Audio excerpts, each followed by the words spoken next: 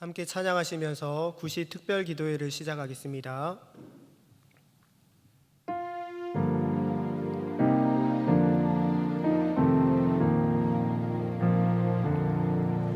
내 주는 살아계시고 날 위해 비심을 그 주신 사랑 인하여 나아가게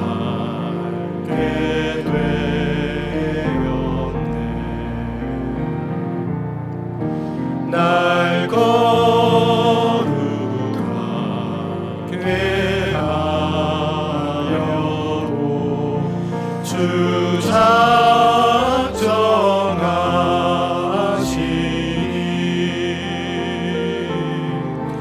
그 누가 반대하리요 곧 이뤄주시리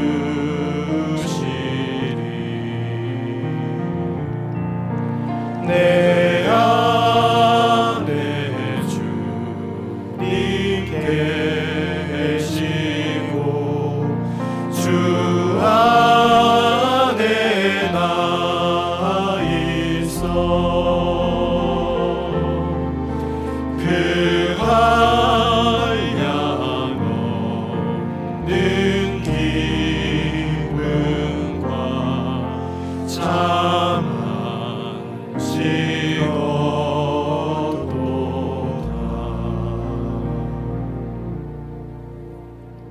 말씀 보겠습니다. 오늘 우리들에게 주시는 하나님 말씀은 전도서 3장 11절 말씀입니다. 구약성경 950면입니다. 전도서 3장 11절 말씀을 합독하겠습니다. 하나님이 모든 것을 지으시되 때를 따라 아름답게 하셨고 또 사람에게 영원을 사모하는 마음을 주셨느니라. 그러나 하나님의 하시는 일의 시종을 사람으로 측량할 수 없게 하셨도다. 아멘. 오는 7월 예정됐던 2020년 도쿄 하계올림픽이 1년 연기되었습니다. 1896년 근대올림픽이 태동한 이래로 올림픽이 연기된 것은 124년 만에 처음이라고 합니다. 올림픽이 연기되면서 일본 정부는 막대한 재정 부담을 지게 되었습니다. 경기장과 선수촌 유지 관리비 등으로 약 7조 원의 경제 손실이 예측된다고 합니다. 당초 올림픽 특수를 기대했던 일본은 코로나19 팬데믹 상황 때문에 역사상 가장 많은 비용을 들여서 올림픽을 개최하게 되었습니다. 도쿄올림픽이 취소되면 30조 원의 경제적 손실이 발생한다고 합니다. 일본의 입장에서 올림픽이 연기되어서 그나마 다행이지만 코로나 상황이 어떻게 진행될지 모르기 때문에 안심할 수 없습니다. 2024년 파리올림픽 개최국인 프랑스도 마음이 불안합니다. 예정대로 2024년에 올림픽을 개최하기로 결정이 되었지만 그동안 다시 이런 일이 없을 거라고 장담할 수가 없습니다. 개최 연도인 24를 파리의 상징인 에펠탑 형상으로 멋지게 디자인해서 로고를 만들었는데 만에 하나 올림픽이 다른 해로 연기되면 창의적이고 아름다운 이 포스터는 모두 휴지 조각이 될 것입니다. 인간은 앞일을 모릅니다. 전 세계 70억의 사람들 중에 이런 일들이 생길지 누가 알았을까요? 아무리 똑똑하고 유능해도 앞으로 어떤 일이 일어날지 인간은 알 수 없습니다. 미래는 하나님만 아십니다. 앞일을 알 수 없다는 것이 인간의 존재적 특성입니다. 잠언 6장에는 마치 블랙홀처럼 우리를 집어삼켜서 결국 망하게 만드는 4가지가 나옵니다. 첫 번째는 보증이고, 두 번째는 게으름, 세 번째는 죄악, 네 번째는 음행입니다. 이 4가지 중에서 보증을 서는 것은 왜 지혜가 아니라고 성경이 말씀하는 걸까요? 이웃을 위해서 보증을 서는 것이 왜 하나님 앞에서 죄가 되는 걸까요? 보증을 섰다가 잘못되기라도 하면 하루아침에 모든 것을 다 잃습니다. 자기만 고통을 당하는 것이 아니라 가족이 다 함께 큰 고통을 당하게 됩니다. 노루가 사냥꾼 손에 잡힌 것처럼, 새가 그물에 갇힌 것처럼 위태로운 상황입니다. 앞으로 어떻게 될지도 모르면서 이토록 큰 위험 부담을 안고 보증을 서는 것은 지혜가 아니라 어리석음입니다. 앞일을 알지 못하는 인간이 나는 괜찮을 거야, 보증을 서도 아무 문제 없을 거야, 미래를 확신하는 것은 하나님 앞에서 교만한 일이고 죄입니다. 우리는 당장 내일 일도 알 수 없기 때문에 나에게 주어진 오늘 하루를 겸손하게 하나님 앞에서 살아가야 합니다. 오늘 본문 전도서 3장 말씀은 모든 것에 때가 있다고 말씀합니다. 날 때가 있고 죽을 때가 있으며, 심을 때가 있고 심은 것을 뽑을 때가 있으며, 죽일 때가 있고 치료시킬 때가 있으며, 헐 때가 있고 세울 때가 있으며, 울 때가 있고 웃을 때가 있으며, 슬퍼할 때가 있고 춤출 때가 있으며, 사랑할 때가 있고 미워할 때가 있으며, 전쟁할 때가 있고 평화할 때가 있느니라 라고 말씀합니다. 우리는 인생을 살면서 온갖 모든 일들을 겪습니다. 무언가를 얻을 때도 있지만 잃을 때도 있습니다. 성공할 때도 있지만 실패하고 실수할 때도 있습니다. 예수님을 믿고 하나님 앞에서 겸손하게 하루하루를 살아가면 나쁜 일은 안 만나고 좋은 일만 생길까요? 그렇지 않습니다. 우리가 하나님을 믿는 믿음으로 살더라도 우리에게는 고난과 고통의 때가 찾아옵니다. 하나님께서 그렇게 정하셨습니다. 그런데 우리가 꼭 기억해야 할 것은 11절 말씀입니다. 하나님이 모든 것을 지으시되 때를 따라 아름답게 하셨다는 것입니다. 언뜻 생각하면 죽을 때, 슬플 때, 잃을 때, 실패할 때, 낮아질 때는 아름다운 일이 아닙니다. 하지만 성경은 우리가 하나님 안에서 경험하는 모든 순간을 아름답게 만드신다고 말씀합니다. 우리가 이것을 믿어야 합니다. 우리 몸에 나를 파괴하는 악성 종양이 있다면 당장 고통스러워도 수술하고 고된 치료 과정을 거치는 것이 아름다운 일입니다. 지금 당장 슬프고 아파도 이 시간들이 결국 나를 복되게 만든다면 그것은 아름다운 일입니다.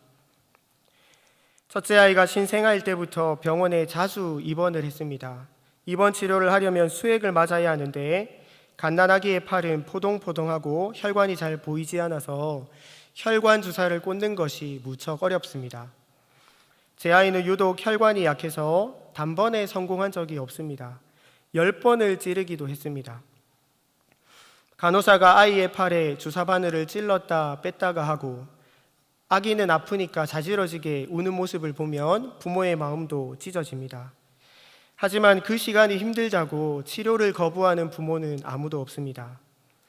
당장은 고통스러워도 치료의 과정임을 알기 때문에 기꺼이 감당하는 것입니다. 우리가 인생을 살면서 고난을 만난다는 것은 아무것도 모르는 아기가 주사바늘에 찔리며 아파하는 것과 같습니다. 갓난아기는 여기가 어딘지, 왜 자기 팔에 주사바늘을 자꾸 찌르는 건지 아무것도 모릅니다.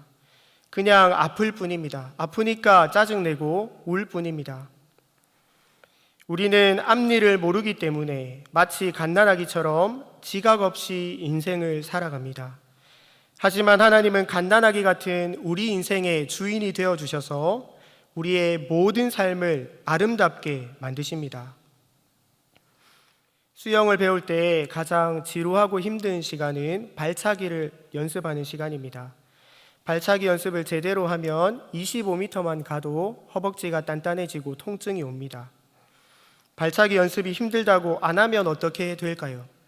기초가 없기 때문에 영법을 배울 수가 없습니다. 수영이 늘지 않습니다. 힘든 연습 시간을 잘 감당할수록 좋은 수영인이 될 수가 있습니다. 하물며 수영 선수가 되려면 힘든 연습 시간을 더 오랫동안 더 혹독하게 보내야만 합니다. 하나님은 우리를 더 복되게 하시려고 우리에게 고난도 주시고 훈련도 주신다는 것을 믿으시기 바랍니다. 간혹 늦은 시간에 퇴근해서 아내와 아이들이 잠든 모습을 볼 때가 있습니다. 아이를 키워보신 분들은 아시겠지만 아이들이 가장 예쁠 때는 잘 때입니다. 아무 말 하지 않고 아무것도 안 할 때 새근새근 자는 모습이 정말 사랑스럽습니다. 바라보기만 해도 피곤이 풀리고 지친 마음이 힐링됩니다. 잠든 가족을 보면서 이렇게 행복한 가정을 주셔서 정말 감사하다는 마음이 막 밀려들 때가 있습니다. 문득 이런 생각을 합니다. 내가 만약에 예수님을 안 믿었다면, 그래서 예전처럼 성질 다 부리고 거짓말 잘하고 지독한 이기심으로 계속해서 살고 있었다면 우리 가정이 이렇게 행복했을까? 내가 지금 누리고 있는 이 복들을 지금도 누리고 있을까? 예수님을 안 믿었으면 내가 어떡할 뻔했나? 이런 생각을 하면 아찔하고 감사합니다. 지금도 부족한 게 많지만 하나님께서 제 삶과 우리 가정을 갈수록 더 아름답게 만들어 주셔서 얼마나 감사한지 모릅니다. 예수님을 믿은 순간부터 제 삶에 좋은 일만 있었을까요? 우리 가정에는 아무 문제 없이 순탄한 일만 있었을까요? 그렇지 않습니다. 여러분들이 그렇지 않았던 것처럼 저도 그렇지 않았습니다. 힘들고 어려운 일이 많았고 고통스럽고 숨이 차고 버거운 일들이 많았습니다. 지금도 문제가 있습니다. 사실 우리는 기뻐서 웃음이 절로 나는 그런 날들보다 인생이라는 무게에 지치고 은근히 버겁고 힘들게 살아갈 때가 더 많습니다. 하지만 하나님께서 내 인생의 주인이 되실 때, 하나님께서 우리가 겪는 이 모든 것을 아름답게 만드셔서 갈수록 잘 되고 갈수록 행복하고 갈수록 감사하게 만들어 가시는 것입니다. 하나님께서 모든 때를 아름답게 하십니다. 이것이 항상 기뻐하고 범사에 감사할 수 있는 이유입니다. 당장은 모를 수 있습니다. 하지만 지나고 돌아보면 하나님께서 내 삶에 얼마나 큰 은혜를 베푸셨는지, 내 삶을 얼마나 아름답게 만들어 가시는지 깨달을 수 있습니다. 이런 믿음을 가지고 말씀 꼭 붙들고 감사하면서 하루하루 하나님 앞에 겸손하게 살아가시기를 바랍니다. 지난주일 말씀처럼 모든 염려는 기도로 다 맡기고 내 인생 전체를 복되게 하시는 하나님 바라보고 평안을 취하시는 모든 성도님들이 되시기를 축복합니다. 함께 기도 제목을 읽고 기도하겠습니다. 하나님 아버지, 우리는 당장 내일 일도 알 수 없는 무능한 존재입니다.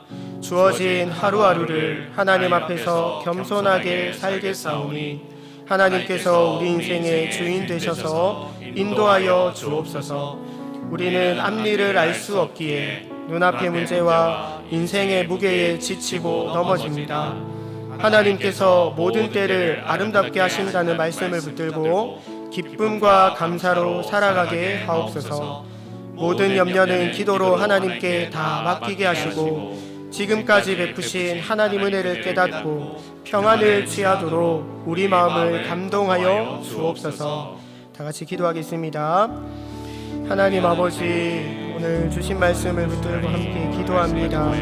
당장 내일도 알 수 없는 어리석은 우리 인생을 하나님 불쌍히 여겨주시고 시간 마음을 다해서 예배하는 우리를 붙들어 주셔서 하나님의 평안으로 모든 것을 아름답게 만들어 가시는 하나님의 함께 하심으로 우리를 붙들어 주시기를, 은혜를 베풀어 주시기를 간절히 바라고납니다. 하나님, 모든 염려와 근심을 하나님 앞에 기도로 다 맡깁니다.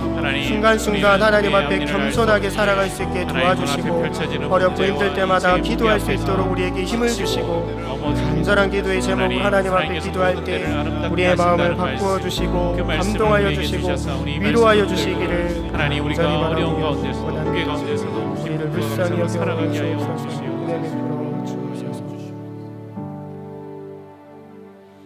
하나님 아버지, 우리는 마치 어린아이와 같아서 당장 눈앞의 문제와 인생의 무게에 지치고 넘어집니다.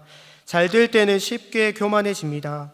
우리에게 지혜를 주셔서 하루하루 하나님 앞에서 겸손하게 살아가도록 은혜를 베풀어 주옵소서. 믿음의 눈을 열어 모든 때를 아름답게 만들어 가시는 하나님을 바라보게 하옵소서. 우리 마음을 짓누르는 앞날의 염려들을 하나님께 맡깁니다. 우리 가정과 자녀를 하나님께 맡깁니다. 삶의 모든 영역 속에 하나님의 손길이 충만하여서 더욱더 아름답고 복된 삶이 되도록 역사하여 주옵소서. 사랑하는 담임 목사님을 위해서 기도합니다. 영육을 강건하게 붙들어 주시고 가정을 평안케 하옵소서.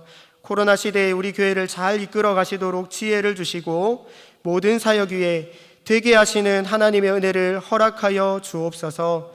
이 시간 함께 예배하는 모든 가정과 개인 위에 하나님께서 위로하시고 간절한 기도의 제목에 응답하시기를 우리 주 예수 그리스도의 이름으로 기도드립니다.